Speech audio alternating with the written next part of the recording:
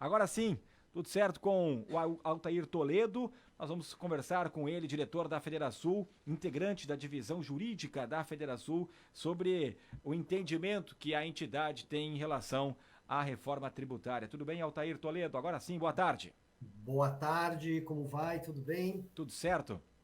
Um prazer estar aqui com vocês. Eu só faço uma ressalva aqui que eu estou bastante resfriado, mas eu não quis cancelar a entrevista dado a relevância aí do tema. Ah, Mas eu, agradecemos. E aqui não é muito então, diferente, né? A gente tá todo mundo tossindo, espirrando aí pelos cantos com essas mudanças climáticas. essa umidade aí tá terrível, né? Mas enfim, vamos lá.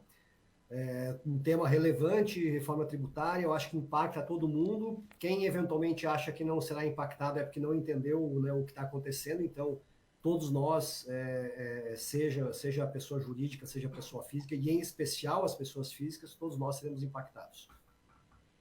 Bom, o que a Federação vê no momento em relação à reforma tributária? Pontos positivos, pontos negativos e esse maior impacto, né, que cada um de nós vai ter, mas enfim, especialmente aí as empresas, o sistema como um todo, Altair. Bom, primeiro é preciso dizer que a Federação é favorável à reforma tributária, né?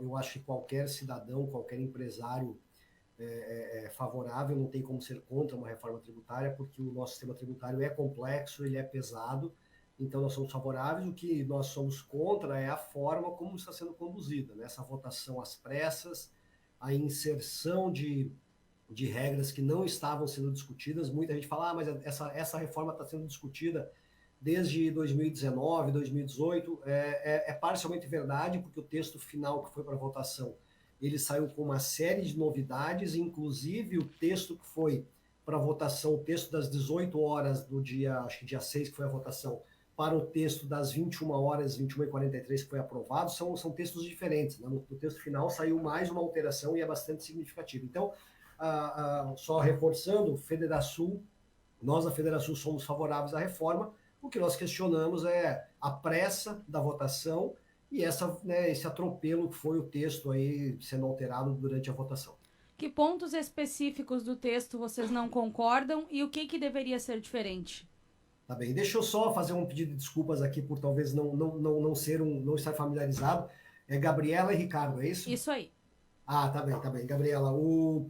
Então, o principal ponto que eu acho que a gente não tem como concordar é a criação, né, a possibilidade dos estados criarem uma contribuição sobre produtos primários. Né? Isso é um negócio que não estava, nunca esteve na pauta, né? E no texto final ali, de novo, reforço, o texto que saiu, foi divulgado às 18 e alguma coisa, eu acho que 18h30 e pouco ali para votação, e o texto final que saiu depois das 21 horas são diferentes, e essa é a principal alteração, que diz que os estados e o Distrito Federal poderão. Eu até vou ler aqui, porque foi tão impactante para mim, né, Carlos? Os estados e o Distrito Federal poderão instituir cobranças sobre produtos primários e semi-elaborados produzidos nos respectivos territórios. Essa é uma previsão, claro, ele tem um prazo de validade até 2043, mas 2043 está bastante longe ainda. Então, é uma mudança bastante preocupante. Essa é uma delas, né? A gente tem uma série de outras críticas aqui ao texto, mas talvez a número um é essa questão aqui dessa criação, dessa possibilidade de criar. Isso aqui é uma surpresa para todo mundo, ninguém estava com isso no radar, talvez os estados estivessem, mas os empresários não estavam com isso no radar. Um outro ponto também que preocupa bastante é a falta de segurança em relação às alíquotas máximas. Né? A gente tem ali uma discussão, e vocês provavelmente devem ter falado sobre isso, devem ter ouvido e discutido, que se fala em 25% de alíquota, mas não está escrito em lugar nenhum que a alíquota será de no máximo 25%. Né? Isso vale tanto para a CBS e para o IBS, que é, né, o IVA dual, que é a grande criação, que é a grande novidade do projeto, como também para o imposto seletivo. Né? Vocês falavam aí agora há pouco, Ricardo falava aí do imposto do pecado, e o imposto do pecado ele tem dois grandes riscos. Né? Um deles é a alíquota, que não foi definida qual seria uma alíquota máxima para isso, e o segundo ponto preocupante é o que é prejudicial à saúde e ao meio ambiente. Né? Então, eu costumo brincar, logicamente é uma brincadeira, mas por uma pessoa que é vegetariana, a carne pode ser entendida como um item prejudicial à saúde. Então, veja, o que eu quero dizer com a brincadeira é que é um tema muito amplo você dizer simplesmente produtos ou, né, produtos prejudiciais à saúde ou ao meio ambiente. Bom, e aquilo que vocês entendem que está faltando, né? Além daquilo que vocês entendem que não seria o melhor, como está sendo colocado, Altair Toledo, integrante da divisão jurídica da Federação, que é a Federação das Entidades Empresariais do Rio Grande do Sul. O que a entidade vê que de repente estaria faltando e que deveria estar constando nesse texto que está sendo encaminhado agora para o Senado? Tá bem, Ricardo, talvez antes só de responder essa pergunta, deixa eu só responder uma que vocês fizeram antes e eu passei batido aqui, que é sobre os pontos positivos, né? E eu vejo assim, a simplificação é um ponto positivo, muito embora a simplificação ela só virá depois de 2032, porque até lá a gente tem um período de aumento da burocracia, com os dois regimes andando em paralelo, né? Um período de transição relativamente longo para as empresas, então vai trazer mais complexidade, mas depois, obviamente, vai reduzir. Então, eu acho que a simplificação é um ponto positivo. A tributação por fora, né, e não por dentro é outro ponto positivo, porque a gente tem um pouco de dificuldade de enxergar o quanto de fato a gente paga de imposto. Quando você fala que o ICMS é uma alíquota de 18%, na verdade não é 18%, é 20 e poucos por cento, porque ele incide sobre ele mesmo. Então, simplificação, tributação por fora, tributação no destino ao invés da origem, talvez sejam os três principais pontos positivos que a gente enxerga. Agora, o que falta? Né? O primeiro ponto, falta uma clareza maior, quer dizer, o texto da PEC, ele delegou muita coisa para a lei complementar, e a gente sabe que o quórum para apreciação e aprovação de uma lei complementar é diferente de uma PEC. Então, eu acho que aqui a gente tem muita coisa que foi deixada para ser discutida depois, e aí a gente tem uma certa insegurança em relação a isso. Eu acho que não estabelecer uma alíquota máxima, seja para o imposto seletivo, seja para o IBS, CBS, também é um ponto aqui que faltou nesse texto que foi aprovado na Câmara. Então, eu acho que talvez assim, os dois principais pontos são esses, né? E faltou um pouco de transparência aí no que diz respeito a essa criação essa possibilidade de criar uma contribuição sobre os produtos primários e semi-elaborados. Altair, como é que vocês trabalham na prática agora para que não seja aprovado depois ali na frente com o Senado? Tem outras entidades também nessa conversa que são contra alguns pontos? Vocês estudam talvez se encontrar com senadores? Como é que está essa negociação? A gente vai fazer um movimento aí de conversar com os senadores, né? Não só os senadores gaúchos, mas obviamente em especial os gaúchos. E também estamos conversando com outras entidades, inclusive da região, né? Paraná, Santa Catarina, para tentar fazer alguma mudança no Senado, porque infelizmente na Câmara teve uma aprovação bastante relevante, como vocês puderam ver aí, né, quase 400 votos nos dois turnos. Agora resta a opção de trabalhar no Senado para tentar minimamente reverter um pouco dessa insegurança que ficou no texto aprovado pela Câmara. E aí, Altair, seria basicamente a votação pelo não para que não seja aprovado, ou teria alguma possibilidade de mudar o texto que já foi aprovado na Câmara dos Deputados? Qual seria o caminho mais viável e que vocês entendem que seria o melhor? A gente acredita que o melhor caminho é tentar fazer alterações, né? Porque ser contra, eu acho que a gente estaria contra uma evolução, né? Contra o que a gente espera que seja para melhorar.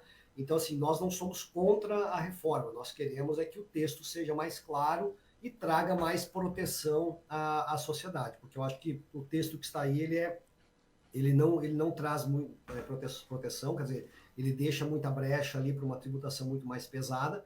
Então, eu acho que a nossa estratégia vai ser tentar alterar o texto no Senado. Obviamente, que se alterado no Senado, ele volta para a Câmara, mas a gente acredita que o melhor caminho é esse, porque simplesmente pela não aprovação não faz, na nossa visão, muito sentido simplesmente rejeitar o projeto. Eu acho que o projeto ele tem espaço para ser melhorado.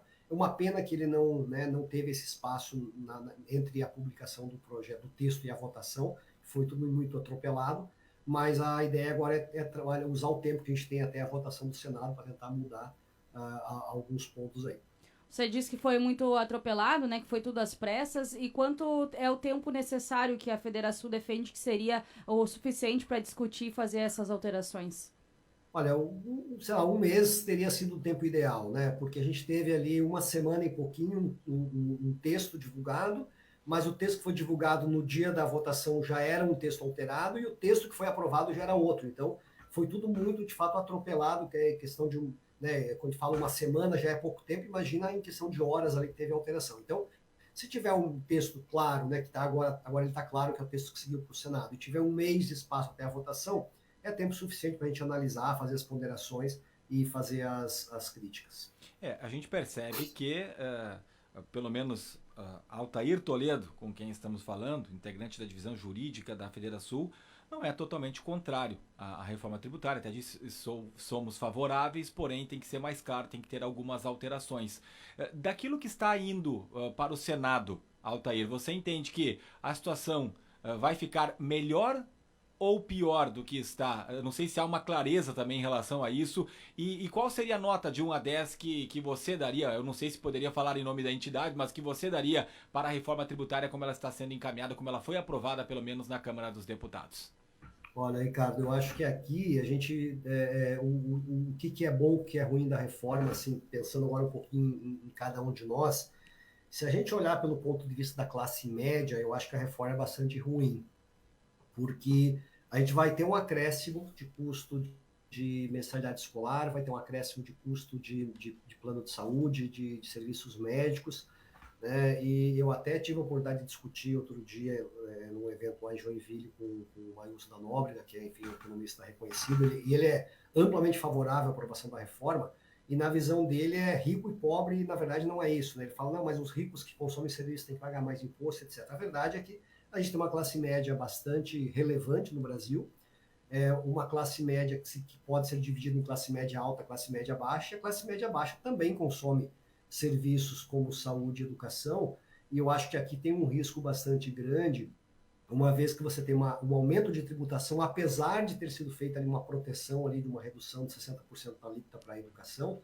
e saúde, ainda assim você vai ter um aumento de custo e pode haver uma migração, quer dizer, a partir do momento que você começa a ter um aumento de carga tributária num serviço tão essencial para a população, ela pode eventualmente abrir mão de botar o filho numa escola particular e levar para uma escola pública, ou de levar num hospital particular e levar para um hospital público, e isso pode gerar uma sobrecarga no sistema. Então, assim, esse é um ponto que talvez aqui seja uma questão mais pessoal do que da Federação, mas um ponto que me preocupa bastante, essa questão de que não está havendo uma clareza, e eu acho que aqui a população não se deu conta disso, de que essa reforma trará, sim, aumento de carga tributária por setores, claro, mas vai trazer aumento de carga tributária para a população. Agora, em termos de nota, eu diria que, dadas, né, dada o excesso de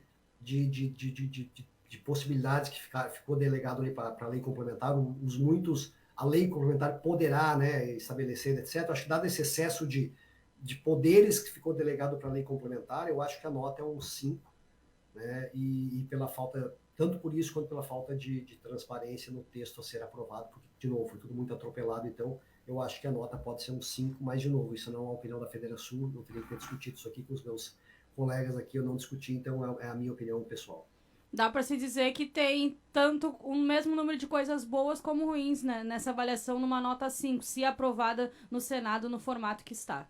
Exato, Gabriela, e eu acho que até um pouco mais, né? Se a gente olhar, por exemplo, pelo lado de alguns setores, a indústria, por exemplo, adorou a novidade, né? A indústria está super favorável à aprovação da reforma, porque para a indústria em particular, há sim alguns benefícios, né? Tende a ter uma redução de tributação, etc.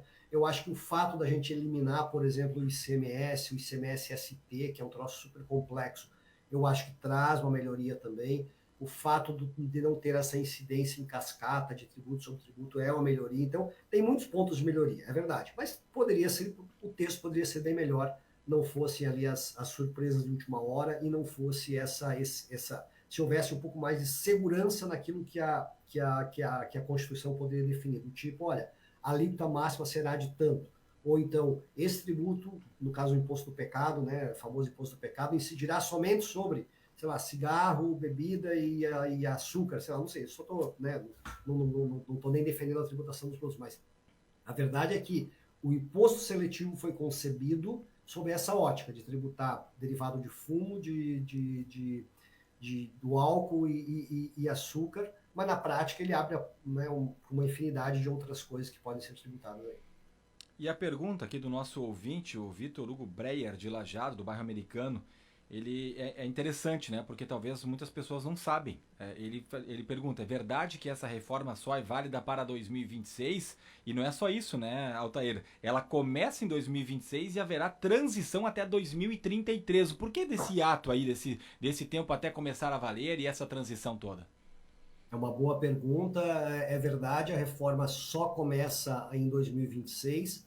Isso porque precisa de um tempo, né, entre a aprovação, né, a mudança da Constituição, a edição da lei complementar, a edição das leis ordinárias, que regulamento, etc. Então isso leva um tempo, por isso foi jogado para 2026.